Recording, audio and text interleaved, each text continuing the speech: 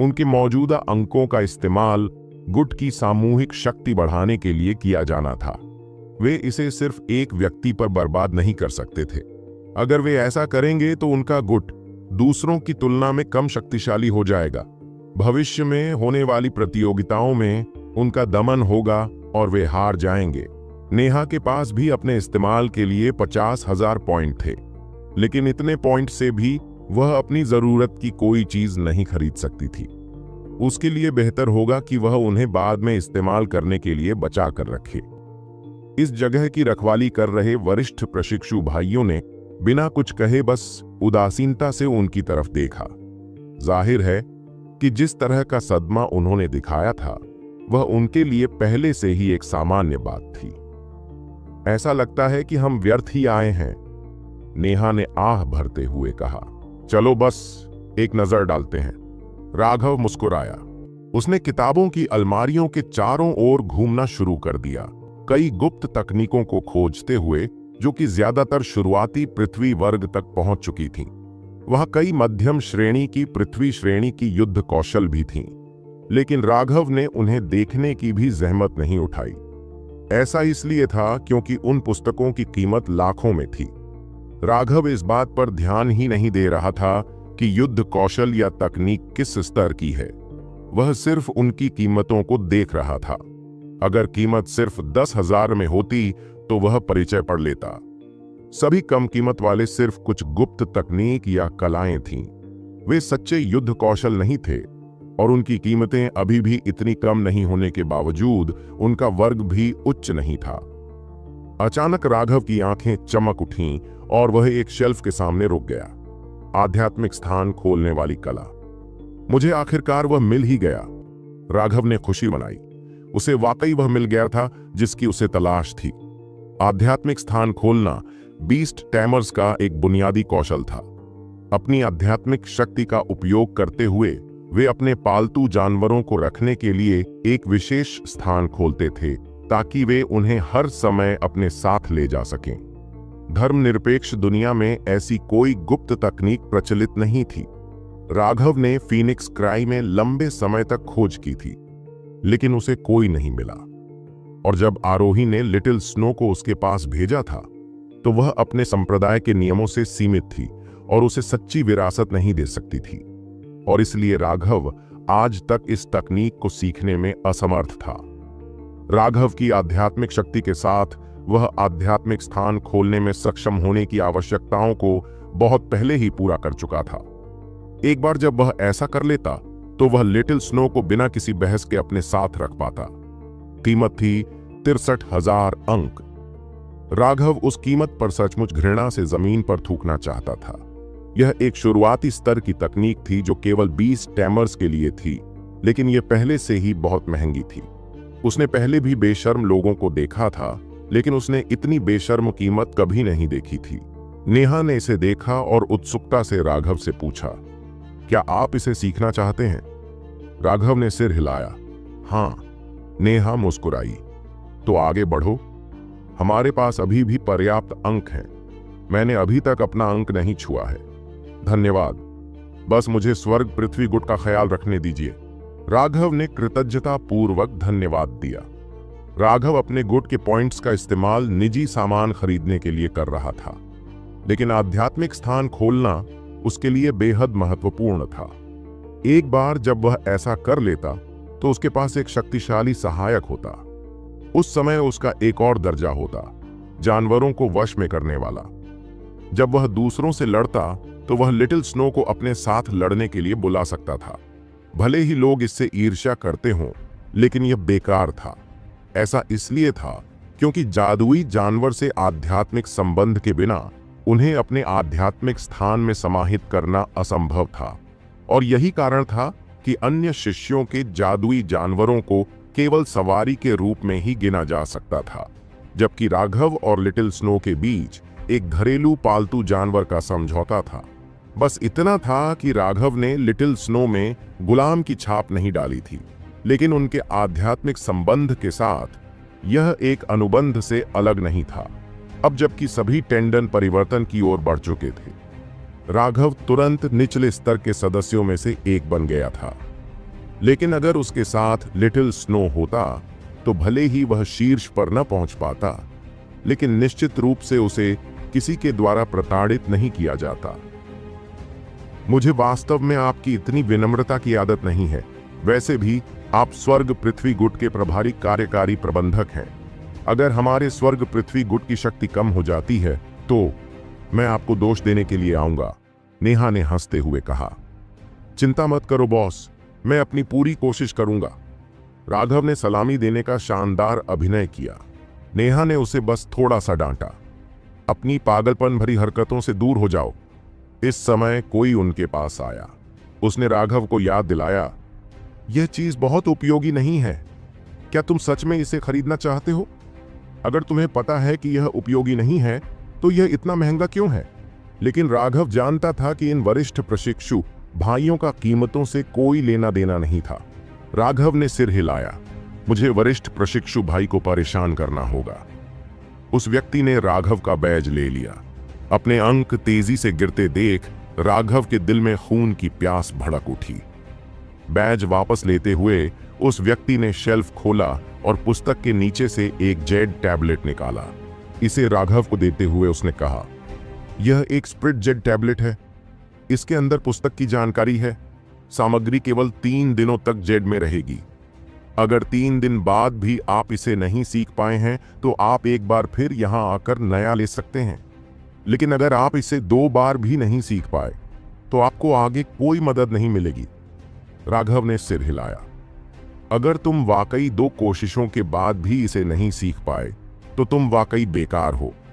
उसे शक था कि दूसरा मौका शायद सिर्फ उन्हीं लोगों के लिए होगा जिन्होंने टैबलेट खो दिए हैं या उन्हें नुकसान पहुंचाया है। धन्यवाद कहने के बाद उन तीनों ने वहां और समय बर्बाद नहीं किया। जो चीजें वे चाहते थे उन्हें देखना, लेकिन उन्हें न खरीद पाना एक तरह की पीड़ा थी। यद्यपि नेहा ने अपने व्यक्तिगत बिंदुओं पर बात नहीं की थी, लेकिन नेता होने के नाते उसे कम से कम कुछ बचत तो बचा कर रखनी ही थी। गुट के सभी अंक मूल रूप से राघव द्वारा उपयोग किए जा चुके थे। नेहा ने किसी और चीज की ओर देखने की भी हिम्मत नहीं की, क्योंकि उसे डर था कि वह खुद को नियंत्रित नहीं कर पाएगी।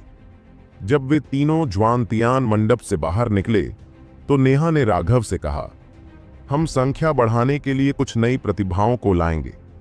फिलहाल हमारे गुट में 69 सदस्य हैं, इसलिए हम 21 और ला सकते हैं।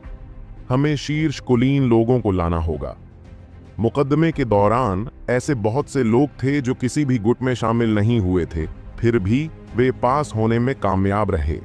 उनमें से ज्यादातर केवल बाहरी शिष्य हैं और कुछ ही दुर्लभ आंतरिक शिष्य हैं, लेकिन 21 बाहरी शिष्य भी हमारी ताकत को बढ़ाने में सक्षम होंगे। राघव ने कहा, तुम और अर्जुन और लोगों को बुलाओ। मुझे जल्दी से जल्दी दवाइयों की गोलियों को परिष्कृत करने की तैयारी करनी है। हम सबकी ताकत बढ़ाने के मामले को टाल नहीं सकते। इसके अलावा जब आप नए सदस्य बनाते हैं तो ताकत ही महत्वपूर्ण नहीं होती, दृढ़ता और दृढ़ संकल्प सबसे महत्वपूर्ण चीजें हैं। इसके अलावा उन्हें निश्चित रूप से वफादार होना चाहिए। और साथ ही अगर आपको अर्जुन जैसा कोई अजीब व्यक्ति मिल जाए तो उसे शामिल न होने दें। हमारे गुट में सिर्फ एक ऐसा व्यक्ति होना ही काफी है। अर्जुन अवाक रह गई, जबकि नेहा हंस रही थी। वह अर्जुन को ज्वांटियन प्लाजा में ले आई। यहीं पर वे लोग थे जो अभी तक किसी गुट में शामिल नहीं हुए थे। राघव सीधे अमर गुफा में लौट आया। माधव को वहां देखकर उसने उसे भी चौक में जाकर लोगों की भर्ती में मदद करने को कहा। आखिरकार वे भर्ती उनके शाश्वत साथी होंगे, इसलिए सही तरीके से चयन करना बेहद महत्वपूर्ण था। भर्ती में मदद करने वाले अधिक लोगों का होना सबसे अच्छा होगा। माधव के चले जाने के बाद राघव ने अपनी गोलियों की भट्टी और साथ ही औषधीय सामग्री का एक बड़ा ढेर निकाला। अपना हाथ बढ़ाते ही एक हल्की लाल लौ अस्तित्व में आ गई। मुझे गोलियों को परिष्कृत किए हुए काफी समय हो गया है। बेहतर होगा कि मैं कोई गलती न करूं। मेरे पास केवल एक ही सामग्री है। जब उन्होंने भट्टी को गर्म करना समाप्त कर दिया तो उन्होंने उसकी लौ की शक्ति बढ़ा दी तथा गोली भट्टी में धीरे धीरे औषधीय सामग्री डालना शुरू कर दिया। राघव को इस बात से खुशी हुई कि उसकी कीमिया कला उसकी हड्डियों में गहराई तक समा गई थी।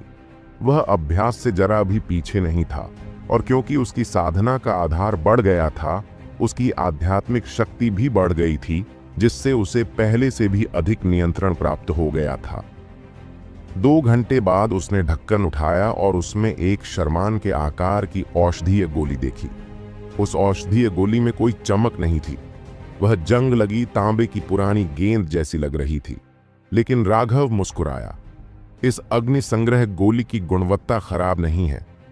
अग्नि संग्रह की गोली को एक तरफ रखकर उसने एक बार फिर औषधीय सामग्री को परिष्कृत करना शुरू कर दिया।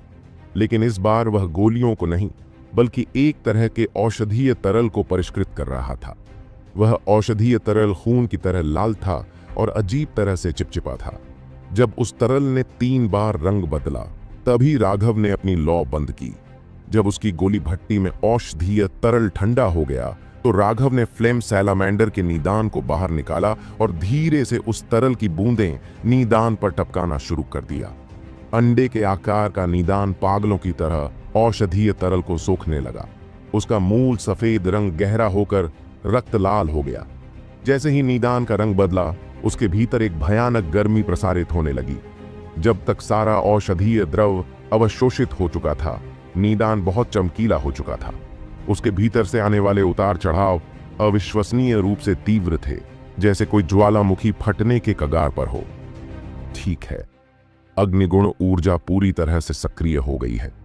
मुझे उम्मीद है कि मैं इसके भीतर रूनिक शक्ति को भी अवशोषित करने में कामयाब हो सकता हूं। राघव ने एक पल के लिए हिचकिचाहट दिखाई और फिर अमर गुफा से बाहर निकलने का फैसला किया। दरवाजा बंद करके वह जल्दी से पहाड़ के पीछे चला गया। एकांत स्थान पाकर उसने निदान को बाहर निकाला और अग्नि संग्रह की गोली को निगल लिया, जिसे उसने अभी अभी परिष्कृत किया था। जैसे ही वह औषधीय गोली उसके पेट में गई, वह तुरंत घुल गई। उसकी नसों में हल्की गर्मी प्रवाहित हुई। राघव ने अपने अंदर झांका और पाया कि उसकी मेरिडियन पर सोने की एक परत चढ़ी हुई थी। यह उसकी मेरिडियन के अंदरूनी हिस्सों के लिए एक सुरक्षात्मक झिल्ली थी। यही कारण था कि राघव ने अब तक फ्लेम सैलामेंडर के निदान को कभी अवशोषित नहीं किया था। यहां तक कि उसके जैसा शक्तिशाली व्यक्ति भी इस औषधीय गोली की सहायता के बिना इसे अवशोषित करने की हिम्मत नहीं कर सकता था। एक फ्लेम सैलामेंडर के निदान, जिसकी ऊर्जा का बमुश्किल ही उपयोग किया गया था, में एक ऐसी ज्वाला थी जो उसके मेरिडियन को बुरी तरह से घायल कर सकती थी। यह जादुई जानवर की 3री रैंक की जानवर लॉ थी, और यह जानवर लॉ रैंकिंग में भी 97वें नंबर पर थी। राघव ने लापरवाही बरतने की हिम्मत नहीं की। इसके अलावा राघव सिर्फ जानवर की लॉ नहीं चाहता था, वह सामान्य जानवर की लॉ से भी ज्यादा शक्तिशाली कुछ चाहता था। गहरी सांस लेते हुए उसने खुद को अपनी चरम अवस्था में समायोजित किया। अपने हाथों को फ्लेम सैलामेंडर के निदान के ऊपर रखते हुए उसने अपनी आध्यात्मिक ऊर्जा को प्रसारित करना शुरू कर दिया, जिससे निदान के भीतर हिंसक ऊर्जा अवशोषित हो गई। लगभग जलते हुए लावा की एक धारा तेजी से उसके हाथों से उसकी मध्याह्न रेखाओं में प्रवाहित हुई। धमाका! जब वह धारा उसकी शिरोबिंदु में प्रवेश करती थी, तो ऐसा लगता था जैसे खारे पानी का ताजे पानी से मिलन हो गया हो, जिससे तीव्र लहरें उठती थीं, जिससे वह दर्द से भर जाता था। वह उस गति को नियंत्रित करता रहा जिस पर ऊर्जा उसके अंदर प्रवाहित हो रही थी। अगर वह उस भयानक ऊर्जा को सीधे अपने शरीर में प्रवाहित होने देता, तो उसकी मेरिडियन तुरंत फट जाती। उसका समृद्ध सितारा तेजी से घूम रहा था और उसकी विशाल आध्यात्मिक ऊर्जा बाहर निकल रही थी। इसने उस गति को नियंत्रित किया जिस पर निदान की ऊर्जा उसके शरीर में प्रवाहित होती थी। उसे अपनी मेरिडियन को धीरे धीरे उस हिंसक गर्मी के आदी होने देना था। निदान वह स्थान था जहां फ्लेम सैलामेंडर की सारी ऊर्जा उसके जीवन काल में संग्रहित थी। यदि निदान में विस्फोट होता, तो वह भयानक ऊर्जा कई 3रे दर्जे के जादुई जानवरों को तुरंत नष्ट कर सकती थी। और अपनी धीमी अवशोषण गति के बावजूद राघव को अभी भी दर्द सहना मुश्किल लग रहा था। वह भयानक गर्मी लगातार उसकी मेरिडियन को जला रही थी। वहां एक हिंसक ऊर्जा भी थी जो लगातार चारों ओर घूम रही थी। उस ऊर्जा में एक सहज विनाशकारी इच्छा थी जो सब कुछ जला देना चाहती थी। यह अच्छा था कि राघव ने पर्याप्त तैयारी कर ली थी। अग्नि एकत्र करने वाली गोली के साथ उसके मेरिडियन पर सुरक्षा की एक परत थी जो उस ऊर्जा को उन्हें नुकसान पहुंचाने से रोकती थी। उसने यह भी जश्न मनाया कि वह 7वें स्वर्ग चरण में आगे बढ़ गया था, जिससे उसकी मेरिडियन और भी मजबूत हो गई। अन्यथा फायर गैदरिंग पिल की सुरक्षा के साथ भी वह पहले ही असफल हो सकता था। शुरुआत में सभी चीजें कठिन थीं, लेकिन एक बार जब आप शुरुआत से आगे निकल गए तो बाकी चीजें तुलनात्मक रूप से आसान हो गईं। राघव ने नीदान की ऊर्जा को अवशोषित करना जारी रखा।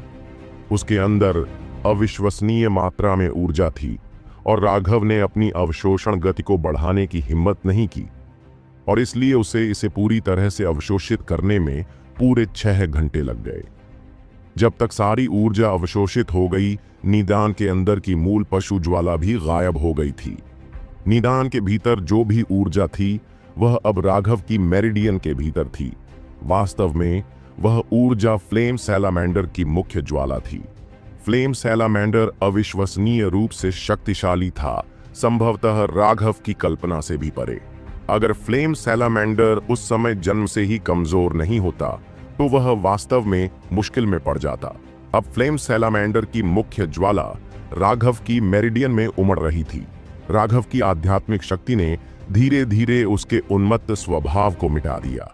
फ्लेम सैलामेंडर की मुख्य लौ में वास्तव में कोई चेतना नहीं थी। एक सौम्य गुप्त विधि का उपयोग करके वह बिना किसी प्रतिक्रिया की चिंता किए उस विनाशकारी इच्छा को आसानी से मिटाने में कामयाब रहा।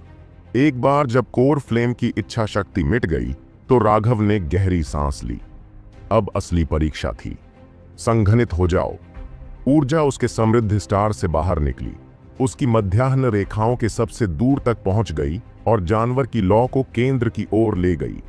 अपनी इच्छा शक्ति खो देने के बाद पशु ज्वाला उसकी ऊर्जा का अनुसरण करते हुए उसके डेनेटियन की ओर बढ़ गई। धमाका! सभी बिखरे हुए जानवर आपस में टकरा गए। राघव को खून की खांसी हुई, उसका चेहरा पूरी तरह पीला पड़ गया। अरे, मैं असफल हो गया। मुझे बस इतना पता था कि मेरी किस्मत खराब है। राघव की सांस फूलने लगी। अभी अभी की गई कोशिश ने उसे पूरी तरह थका दिया था। दुर्भाग्य से वह जो चाहता था उसे पूरा करने में असफल रहा। हालांकि मैं असफल रहा, लेकिन मैंने ऋण की एक झलक देखी। इसका मतलब है कि अभी भी एक मौका है।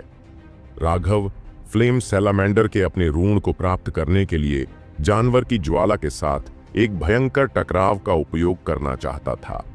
अग्नि गुण वाले जादुई जानवर के रूप में, जिसकी पशु ज्वाला को पशु ज्वाला रैंकिंग में 97वां स्थान दिया गया था, उसके पास अपनी स्वयं की रक्तवंशीय विरासत थी। ऐसे जादुई जानवर के निदान में ऋणिक शक्ति समाहित थी, लेकिन उस तरह का ऋण मनुष्यों के लिए अनुपयोगी था। राघव को उम्मीद थी कि उसके शरीर में जानवर की लौ टकराएगी। उस अराजक विस्फोट के दौरान वह ऋणिक शक्ति को पकड़ने में सक्षम होगा। यह केवल इसलिए संभव था क्योंकि जिस निदान को वह प्राप्त करने में सफल रहा था, उसकी ऊर्जा उस समय लगभग समाप्त हो चुकी थी। जब तक राघव ने अपनी ऊर्जा को बाहर निकाला, तब तक वह उस ऋण को देख पाया। उसने जो अग्नि संग्रह की गोली खाई थी, उसका उद्देश्य केवल उसकी मेरिडियन की रक्षा करना नहीं था। इसकी मुख्य क्षमता ज्वाला ऊर्जा के प्रत्येक कण को एक साथ इकट्ठा करना था। अगर दूसरे लोग ऐसा करते तो उनका डेनेटियन फट जाता, लेकिन राघव को इसकी चिंता करने की जरूरत नहीं थी क्योंकि उसका डेनेटियन खाली था। दोबारा उसे बार बार खून की खांसी आ रही थी। उसे लग रहा था कि उसका शरीर टूटने वाला है, लेकिन एक चीज थी जिसने उसे आगे बढ़ने की अनुमति दी। ऐसा इसलिए था क्योंकि हर बार जब वह जानवर की लौ से टकराता था तो वह ऋण को और अधिक स्पष्ट होता हुआ देखता था। हालांकि वह ऋण